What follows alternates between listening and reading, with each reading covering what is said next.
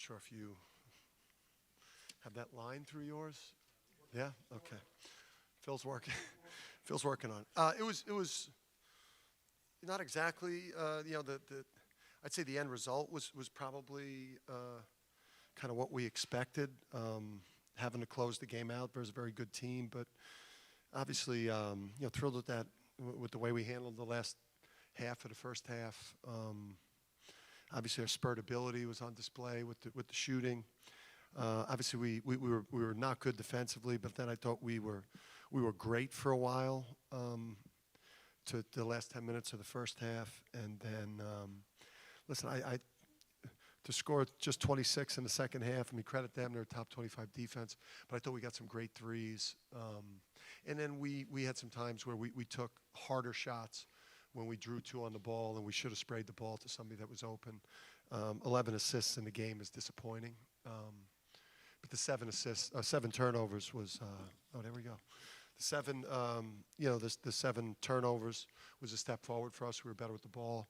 And it doesn't sit well with us that we lost the rebounding battle. We were brutal on the defensive glass in the second half. So obviously it's really good to beat a team that's NCAA caliber team, especially after our trip. But there's enough things for us to be disappointed in, from some things we got to get better at.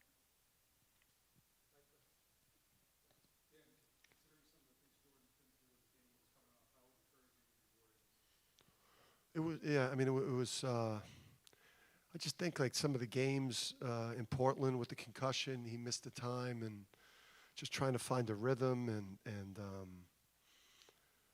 I think he's going to play some. He's going to have some nights like that with the way that guy shoots the ball, how quickly he gets it off, how well he uses screens, and how well he's used the shot fake to get some paint and get to the free throw line. So, I mean, it's you have to have that fire, that type of firepower on the wing opens up a lot of things. Andre back in the starting lineup, and obviously just another one of his kind of all-around games defensively, and really just a little bit of everything, I guess, right? Yeah, I mean, the best number obviously is that 0 turnovers. I mean, that's like so awesome to see. But just so much impact out there. We're a little.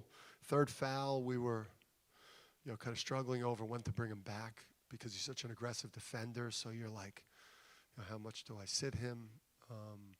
Because he's a stunt man, out there. So you're just afraid he could have picked up that fourth. So, but he's obviously a tremendous impact player, unbelievable. Coach, the three of them, Adama, Andre, and Jordan, combined for 77% of the scoring. Is that sort of what you imagined when you were putting this thing together?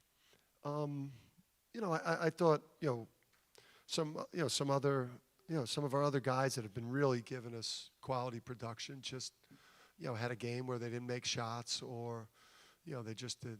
It wasn't a good, and credit Oklahoma State. I mean, they make it hard on you. I mean, Kenny's he's an excellent coach, and they just make it difficult on you. But our big three did what they needed to do for this team tonight, which was, to carry us offensively.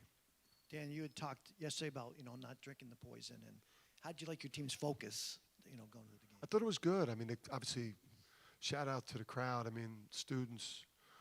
They were out there before I even got here today. I mean, they beat me to the game to campus today. So, man, I love our students, and obviously we love playing in here, and it was a great atmosphere.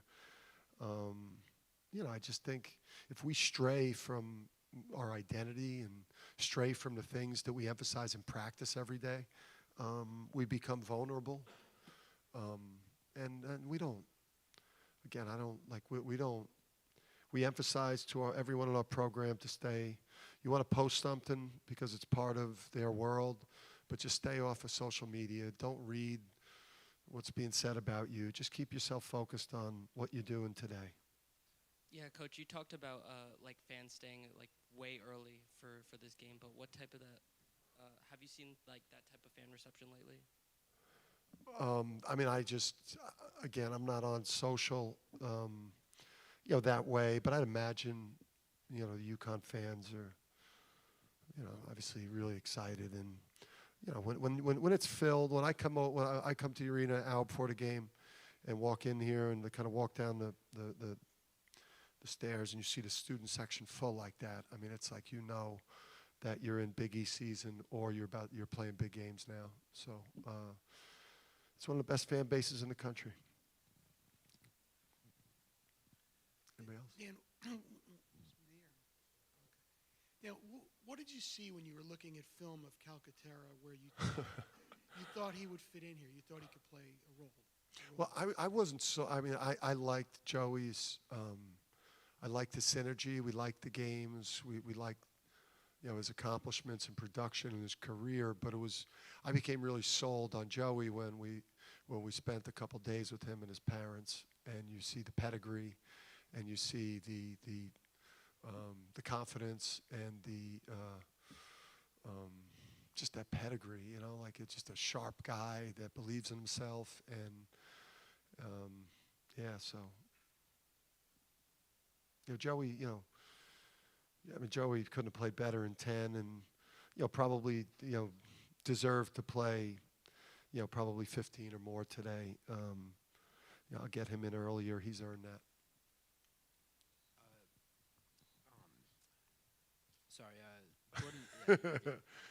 Jordan had a couple of drawn charges tonight. What do you think about his effort on that end of the floor? Yeah, I mean, he's got to be a two-way player for us. All of our players have got to be a two-way players.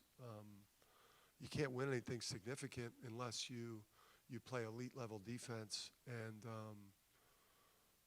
you know, I just think that sends a message. When your best shooter-scorer on the team is grinding defensively and working like that, it tells you about the culture and the mindset of the program.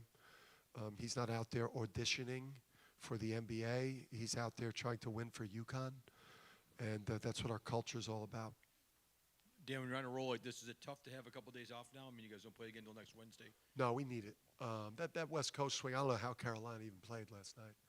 I was watching that game, thinking about their West Coast trip, and then went and played at Indiana last night. I mean, they got buried in scheduling. No, we need the time. You know, getting a couple days off. I thought Adama ran out of gas second half. I think we, you know, again, we missed some clean threes that I think could have really kept that game at 18, 20 longer. You know, but this is a group that, you know, get a day off, and then a practice, and then a day off, and then some good prep for a really important road game for us. Yeah, I mean, great teams, they win away from home. And if you want to really build a resume and send a message about how good you are, you know, we're 3-0 on neutrals, and now we get a chance to go to a big high major place on the road at Florida, you know, and play in a hostile environment. And obviously we're going to go in there highly ranked, so we're going to get a real hostile environment, and it's a chance to pick up a big road win. Dan, Jordan had reason to be frustrated with how this whole season began for him. And have you been able to talk to him these past few weeks about just how early it is and how his time will come to make a real impact for this team? Yeah, I think we've done that. When those guys were hurt, you know, our message was, hey, fellas, like, you've missed 2% of the season. You've missed 4%. There's still 96% of the season left. You know, you've obviously missed some bye games, but you're going to be on board for all the heavy hitters that we've got coming. So, you know, he's got a great mental makeup. His parents, you know, Craig and Jasmine done an unbelievable job with this kid. We're fortunate. We get kids that come from great family backgrounds that have good mindsets. Dan, from your perspective, what was the key to that run at the end of the first half? Getting stops. I mean, we got stops finally. I mean, they were shooting 60%. And credit them. I mean, they hit some tough ones. I mean, you know, Boone is really good. Obviously, Cisse had some issues. Anderson's really good. I mean, you know, that's like an 8-9 seed in the NCAA tournament. They're hard to play against because their defense is top 25. They're physical. They're long. They're old. But we finally got some stops, and then we were able to just get some open court opportunities. And then once we started getting some clean looks, we started executing better. But they're hard to play against. They make it look ugly for you.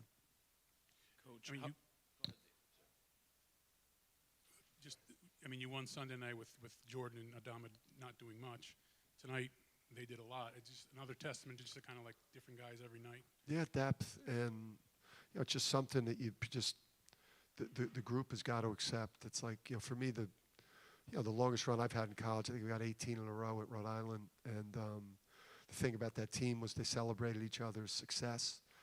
They knew that that scoring a couple more baskets a game isn't really going to impact career opportunities down the line. It's about putting quality on the court. It's about winning big.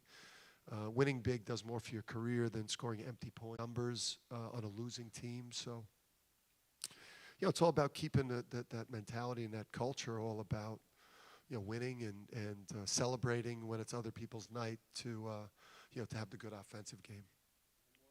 Coach, did you learn anything about your guys tonight? It was really the first time you were challenged in the second half and faced pressure. Did you learn anything? Yeah, I think this was a big one for me. I don't know if you guys picked up on my nerves. I was a little agitated yesterday, all day, because I knew this was a very dangerous game. A team with a lot of talent and a lot of length, and could match up with a lot of things that we bring. And and a team that was looking for a signature win that would really change things for them. So I think tonight. It built my confidence in the group with how well to get that type of separation versus that team, and then, be able to keep it double digits there. I believe in this team. Yeah, thank you.